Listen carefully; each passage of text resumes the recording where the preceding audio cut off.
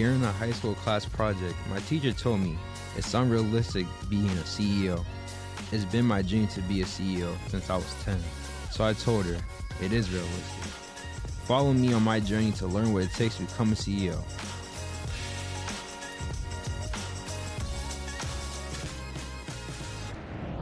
Hey guys, welcome to another episode of the Realistic CEO Podcast. Today I'm here with April. How are you doing today, April? I'm good. How about yourself? I'm doing great. That's good. Thank you for coming on today. Appreciate it. Thank you for having me. Thank you. The first question I want to ask you is, can you tell the audience a little bit about what you do?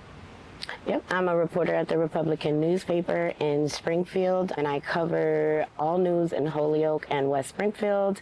And then I cover topics such as education, social justice, climate change, art, culture, and fashion. Can you tell us a little bit about your journey to how you got to where you are today? My journey goes back a long way. I've always been interested in writing. I always say hip-hop was my first love. I grew up listening to hip-hop and started off like writing poetry. However, it was conflicted because I also love to do hair. So while I daydreamed in high school about doing hair, I also wrote poems and read books that weren't ascribed to me by the teachers and stuff. So I would read these books that I was attracted to, that had people and characters that looked like me, who did their hair in the kitchen instead of at the salon. And one day I was in 9th grade and we had to pick an essay, and I wrote this essay about slavery. And I also was coming from a domestic violence background in my home. So I wrote this essay and I put it all on the paper. I said, I can't get in trouble for writing an essay. So I wrote it down, and at the end of the year, my professor gave me the Essay of the Year award. And I was like, wow. I didn't know that anybody cared about what I had to say, right? I wasn't a good student because I was focused on my life at home, and I barely graduated by the skin of my teeth, even though I knew that I knew how to write. I got out of that and I started going to hair school, and even at that moment, one of my sisters was locked up and I ended up with her kids, and I was taking 4 buses to school, and I had the director of the hair school say, because I was 4 minutes late to class every day, even though I got straight A's in theory and in lab, she said, go home and sit on welfare until your life calms down. And I was like, wow, here I am good at something, doing better than I did my homework every day. I read out loud in class. No one else did it. So I said, okay. I started my own business, and then after I got out of hair school, I started my own business, my own hair salon, and that went really well for 10 years. And then the recession happened, and it was really hard to let my business go because it was my identity for all I ever knew. And I found myself at Holyoke Community College because I couldn't afford, after the recession hit, and this was like around 2011, I couldn't afford to pay double rent, double lights, double phone. And this is the reality of having a business, even if you love it. I still love to do hair, even though I can't. I had to make a decision. What do I do now? It's a recession, and all of my clients are cutting their hair. They're doing their own hair. I don't have any more clients. How do I go on? So I decided I was going to go to college and figure something out. And while I was there, one of the advisors said, choose something you love to do, choose something that you always love to do. And I thought about what it would be, and it was writing. And I said, like, how am I going to make a career out of writing? I just don't see how lucrative it could be. Like, I just don't. Even as I went through all of my years, even getting my master's degree, I still, at the end of the semester, in my last final semester, they said, what can we help you with? Is somebody going to give me a job? After all of this, I got kids. Is somebody going to give me a job? And in my last semester, like, I'm really like an introvert, but in my last semester I decided I'm going to break out of this. It was pandemic time. I'm going to break out of it, and I'm going to enter into all these groups. And I entered this communication group, which I'm a MFA and not communications. And I met this wonderful professor, Janine Fondin, who really took me under her wing, and she called me to do a lot of things. And that's how I got into meeting with several people in the community. And one of her close friends was the executive editor at the time of the Republican newspaper, Cynthia Simpson. And her and other professors that when I was in these extracurricular activities, they were sending me on all these like interviews, because I, of course, was saying, I need a job after this. I'm not going to pay all this. And I took it was like a test. It's like a test, but it's like a writing test. And so you have to submit some of your work. I wrote a piece for the Metro Record when it was around about my grandmother's sweet potato pie. And I submitted that. Then I had to do this writing test, and I passed. And I was like, oh.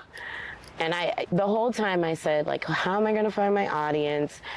Who's going to want to listen to a girl from Springfield? I dealt with all those things in my mind, from the domestic violence to the teachers telling me I was no good, to them telling me to sit on welfare, and all that stuff rested on my shoulders, but somehow I found a way through, and now I'm able to tell stories and work with people who are like-minded and who are more collaborative and want to hear what I have to say. And so that's how I got to the Republican. So you talked about how you knew how to write, but you didn't really take school serious in a way because of everything that you had going on at your house. So how were you able to get through all that and to get to where you are today and become as powerful and influential as you are? You know what? It was a book. I had my daughter at 21, and I think I was like maybe 23, and I was in Holyoke community because I was determined that, like, when I have my daughter, I want to be able to share stuff with her. I want to be able to have an intellectual conversation. So I got to go back to school and finish what I started. And that actually started from like these nightmares that I had, that I kept getting lost in the school. And so I said, let me go back. Let me take a step back and re-educate myself. There's nothing wrong with that. And I had to tell myself that over and over again. It's better that I take a step back and re-educate myself than to continue and suffer through this hardship. So I picked up this book, and I was in the East Coast Marketplace, and I picked up a book called Delivered from Distraction. And that book, it really opened my eyes about my learning style, how to figure out how to succeed. And then I just took it from there, and just trusting in my own voice and continuing to use those little things in your ear, go home and sit on welfare till your life calms down, as fuel to keep on going. I told myself, like, no obstacle is going to be too much, and I'm going to do it like I'm doing it for TV, or do it like I'm doing it like my life depended on it, because it did. What was your thought process when you had those teachers telling you to go home and sit on welfare? Like, how were you able to make sure that you didn't let that stop you from to get to where you want to be? Through writing, literally. Like, I always journaled, even though I wasn't like taking writing seriously. I always journaled. I always depicted my highest voice on paper, because I felt like a paper was like a confessional. And so when I journaled, I let out everything. And then after, you look back at those things and you say, no, you're right. And you can reflect and you can think better. And so it was basically journaling, reading, and talking to especially the people that I hold valuable and the people that I know have my best intentions. When did you realize that you really enjoyed writing? I think I realized it when I was in 9th grade, when I was able to express everything that I wanted on the paper, but I didn't realize I was a good writer until I took 6 years of school, because I thought I was going to be a business major. I was going to open up a spa and be behind the scenes instead of in front of the scenes. And then I realized I hate math.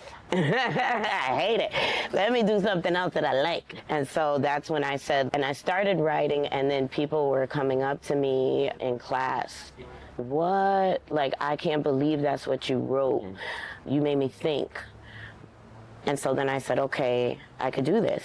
And it's different It's totally different to be a master of fine arts and do creative writing as opposed to business, technical writing, and journalist writing. So in especially at Bay Path University, but at Holyoke Community too, when I got into the writing program, it was more than what I expected. I thought I would be just doing like creative writing and memoir writing, but it was a real overall look at and take at all the writing styles.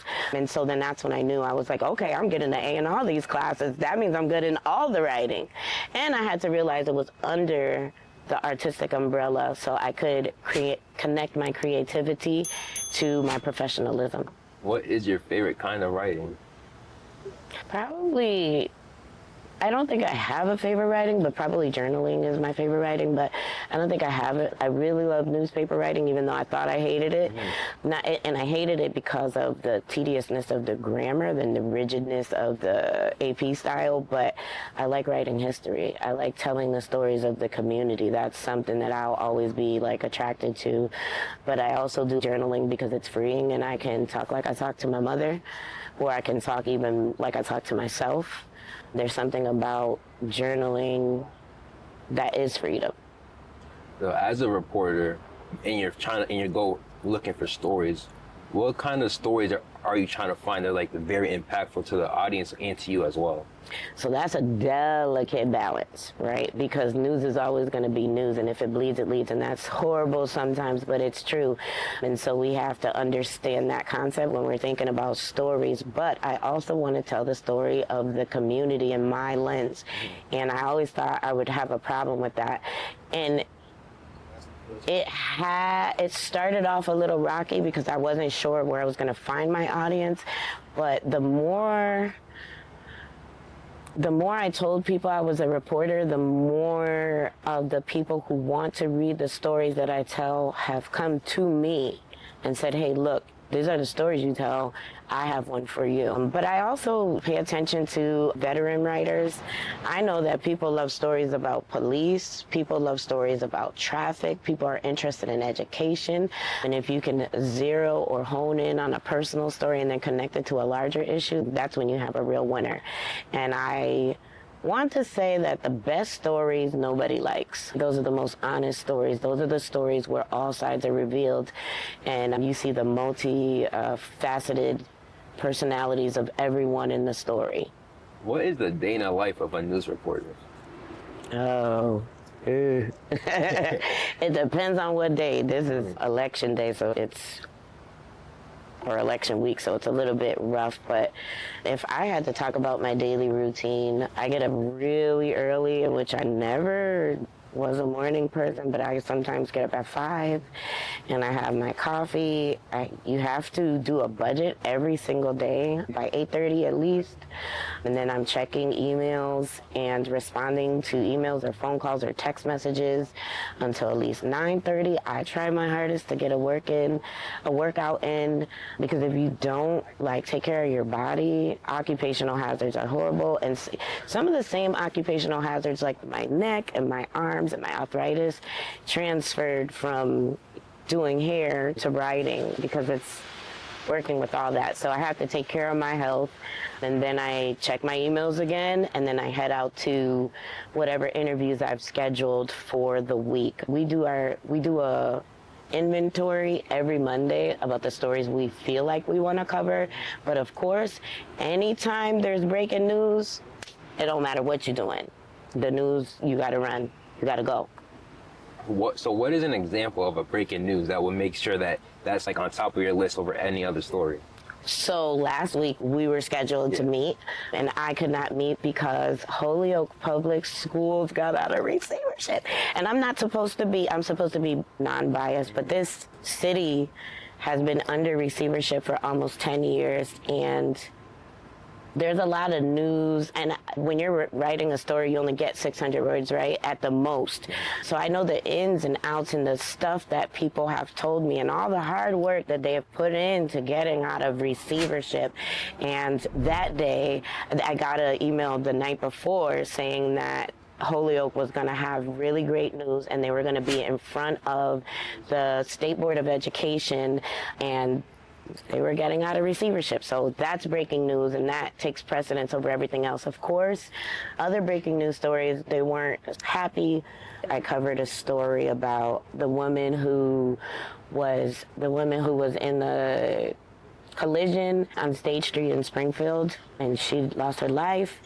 My first week in Holyoke, I had a story about, it wasn't a drive-by shooting, it was a gunfight outside of a store, and a pregnant woman was on the bus, and she was shot, and her baby in her belly was shot, and the baby died.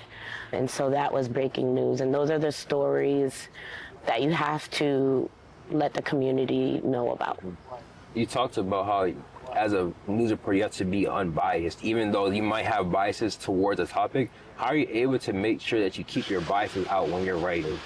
Oh, you want to make sure you're telling the whole story anyways. You have to get all sides to be a good reporter. If you want to be a good reporter, there's plenty of publications and people online who are reporter-esque but don't have all the skills and qualities of a good journalist. And good journalist is going to get all the sides of the story.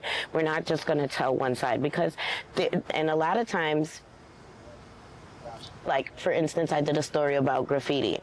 I love graffiti art, but not so much property owners. And when I get the side of the property owner, I am a property owner, so if somebody did spray their name on my house, I would be angry. Or on my car, I would be angry. So that's a perspective that I needed to hear.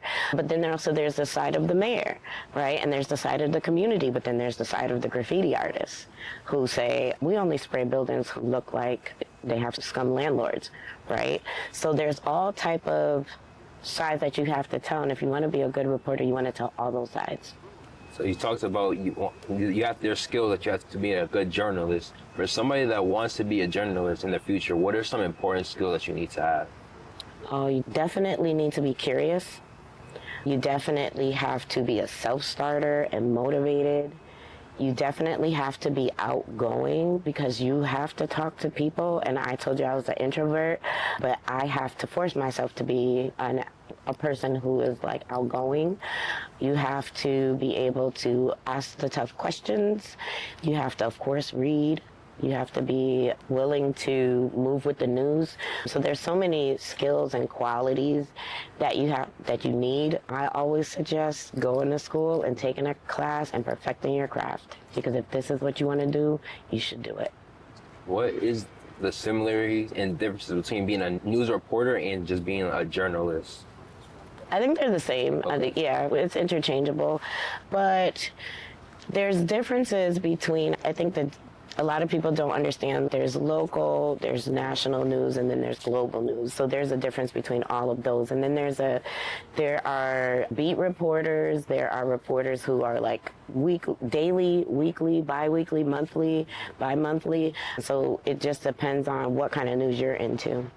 When you're doing your news reporting, do you work with a team to build stories, or is it like an individual thing? Both, okay. But I work closely with about 3 editors.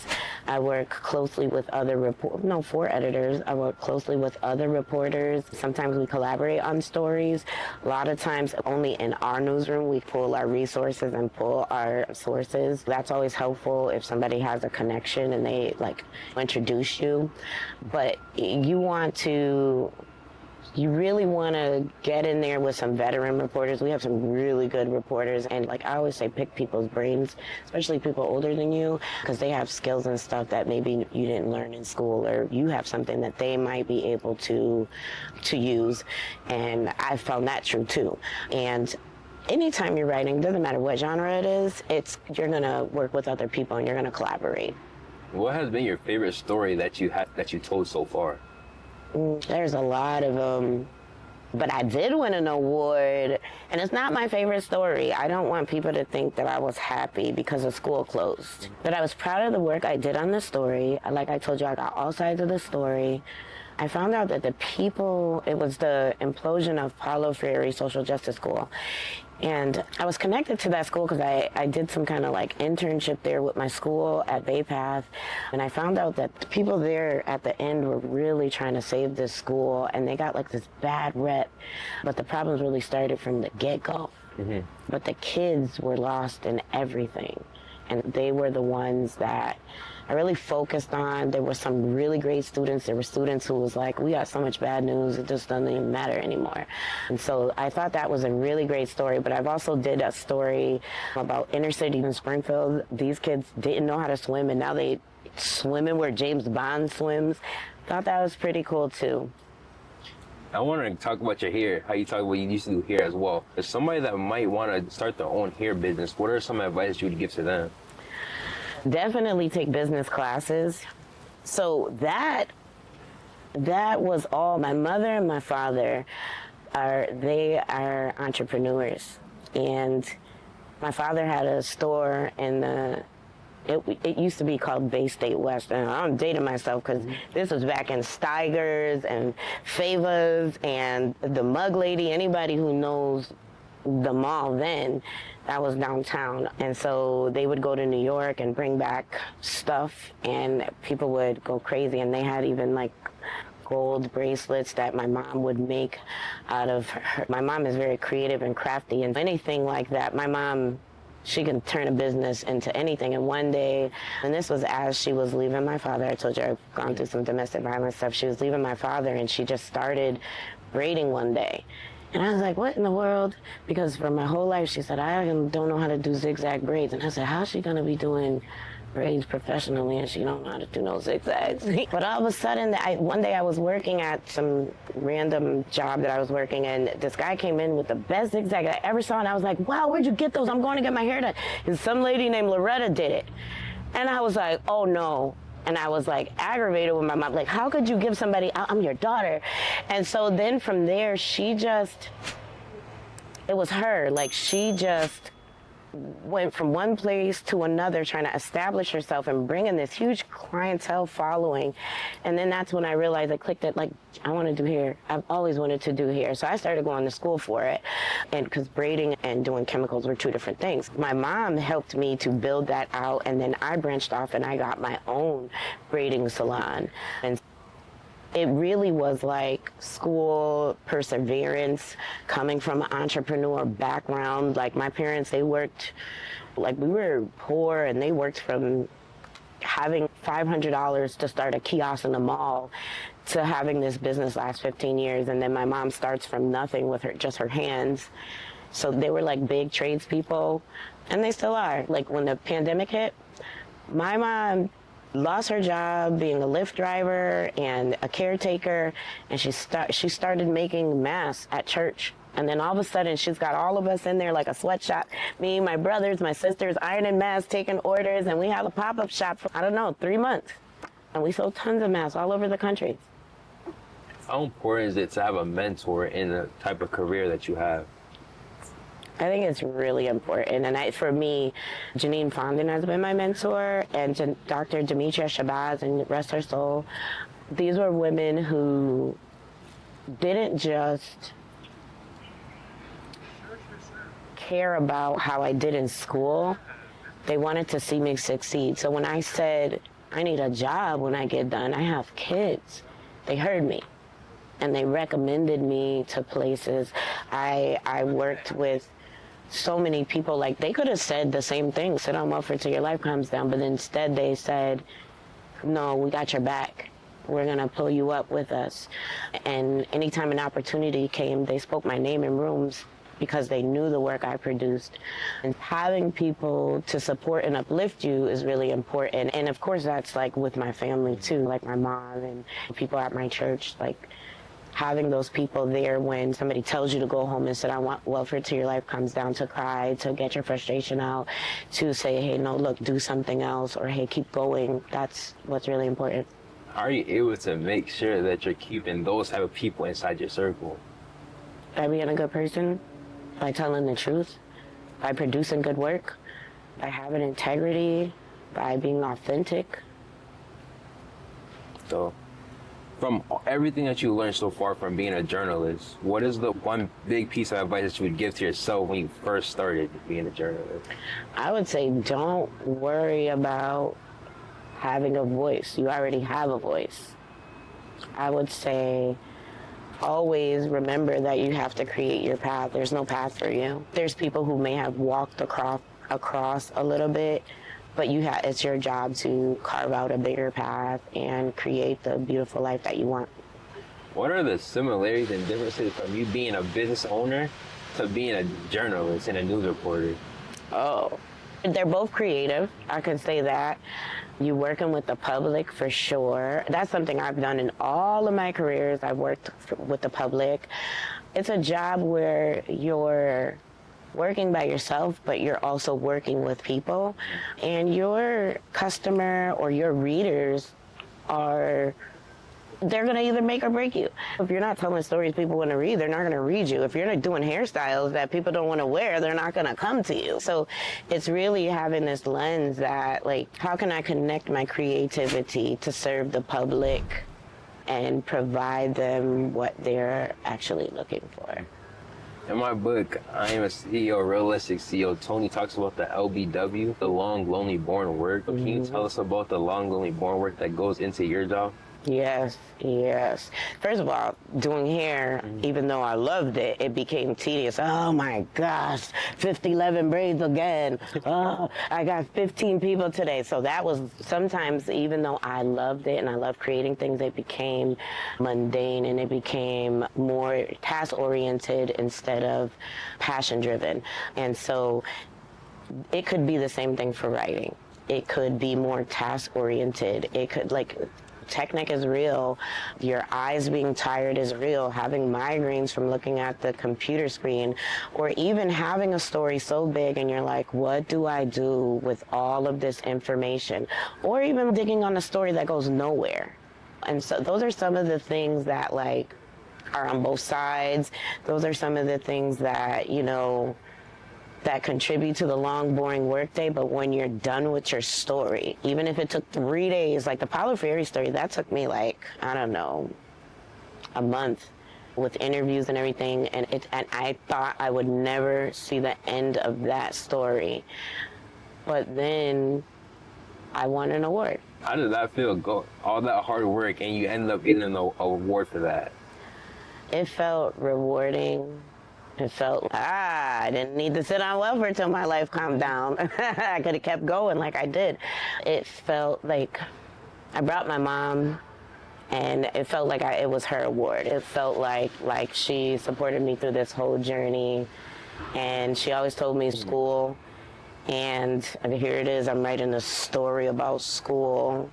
And so it just really felt good. It felt good to be acknowledged for the work that I've been doing this whole time. So I asked you your favorite stories. What has been, like, the hardest story that you've had to tell? I think the hardest story for me to tell was the students who had a mock slave auction. That's really disheartening. What was really sad about it, her story is super sad. What was really even more sad about it was the fallout from it. Going to the school committee meeting and having parents get up there and say, we didn't even report our incident. My daughter was sexually assaulted.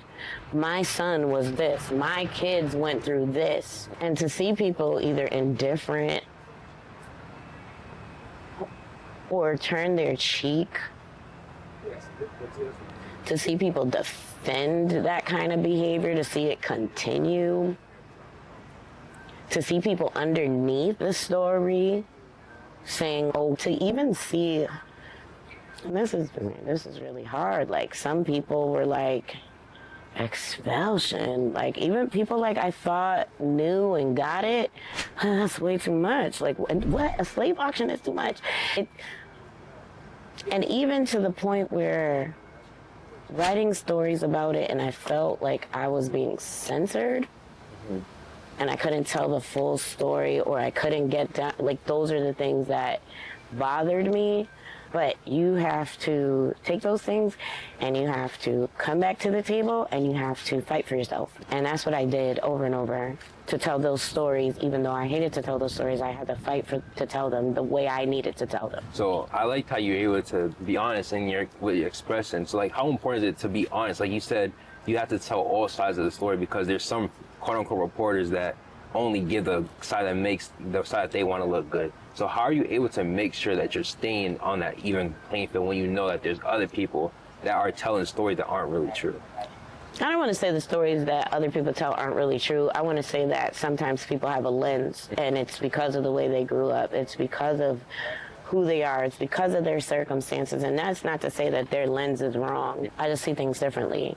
I always have been. I grew up in Chestnut Towers downtown in a multi-diverse building with people from all over the world. I've worked in the X, in the intersection where it's super diverse, busiest intersection in the city of Springfield. So I don't think that they're always telling wrong stories. I just think that they see the world in different views. But I think one day when I first started writing, when I first said, I'm going to do this for real, I wrote this story and I read it to my sister and she said, why are you lying? You didn't tell the full story. Mm-hmm. And it was the memoir piece. And she was like, promise me you won't sugarcoat it again. And so that's what I did from then on. And even still, like when I graduated in 2021, and that was like, I don't know, I may have been 16 at the time when she said that. I'll be 42 in a couple of days. But even when I got to school, and there was a lot of courses in Bay Path, like even financial history, and I come from a domestic violence background, and they're asking these personal questions, and you gotta write these essays and these stories, and I'm like, I didn't go to Disneyland for my first vacation. I didn't live in a house. I lived in an apartment building. We played in the stairwells. We didn't have a backyard. I've dealt with abuse and miscarriage and gun violence and all kind of stuff, and like I was scared to share it, and I had people coming up to me like, oh my gosh, and they were like, one woman was crying, and that's what made me stay true and authentic. Even now, like I have to tell myself every day, am I too ghetto? Well, like I sometimes, like even when I'm talking, it's like I talk like I'm like in Chestnut Towers. I see younger kids such as yourself. I see kids my kids' age. I've raised kids from 30 years old, and I know I'm only 42, but I raised a lot of kids, even though I only have one. And they look at me. They want me to tell the truth. They know how I feel. And so I remember that. I take that, and even if I say to myself, like, just be authentic, be who you are, so the kids that come from the same place that you are know that it's possible, and know that you can be who you want to be, say who, you can come from where you come from, and you can still make it. And you don't have to fake or front or lie to anybody. And whoever doesn't want you around, if they fire me today, I'll be okay. I'll be fine. At least I won't compromise who I am. Thank you for that. That's actually really good, because I feel like a lot of people now, they try to fit in and make sure that they feel welcome when you will feel welcome to the right people if you're being yourself. Yeah, I look around, honestly, like especially when I first became a reporter, and I would be invited to all these outings and things, and I'm the only black face, the only female black face. And at first, I started feeling like imposter syndrome, like I don't belong here. But then I was like, no, you belong here, and show up every time. I don't care if you show up with your army fatigues and your Timberland boots with your bamboo earrings. You're going to show up, and you're going to show up how you like to show up, and you're going to look how you like to look, and you're going to talk how you like to talk. And if they don't like it, oh, kick me out then. Mm-hmm. So the last question I want to ask you is, okay, what's one fun fact about yourself that nobody really knows about? I don't think people don't know about this, but only personal people know this. But I do not know how to ride a bike. And I always use the excuse that I lived in Park Towers. But that is not an excuse, because my sisters and my brother know how to ride bikes. And I taught my daughter how to ride a bike. And I still, for the life of me, can't balance on a bike. I'm going to do it. I'm going to challenge that. And I'm going to do it. Thank you for coming on. Appreciate it. No problem. Thank you for having me. Thank you guys for watching this episode of the Realistic CEO podcast, and I appreciate all the support that you guys have been showing me so far. So a way that you guys can help even more is by going onto my website, realisticceo.com, and you can buy a book, which helps me, because like I know that people actually care and enjoy my story with the book by supporting it. Also, you can buy my merch, which is actually the shirt that I wear in all my interviews. You can wear all my whole outfit that I wear in my interviews. So lastly, you guys can sponsor. And when you do it by sponsoring, you guys can help me go into schools or anywhere. And I'm able to read my book to the kids or anywhere. And I get to share my story in the book. And every single time that so far everywhere I went where I read the books to the kids and share my story, there's always been like a bright smile, and like the energy in the room has just been amazing. So it'll really help a lot to me and the kids to be able to get my book into these schools and into the programs by sponsoring on my website. You guys can go and pick how much books you want to sponsor, who you want to sponsor, and how everything's on the website for you guys. Thank you guys for watching this episode. See you in the next one. Peace.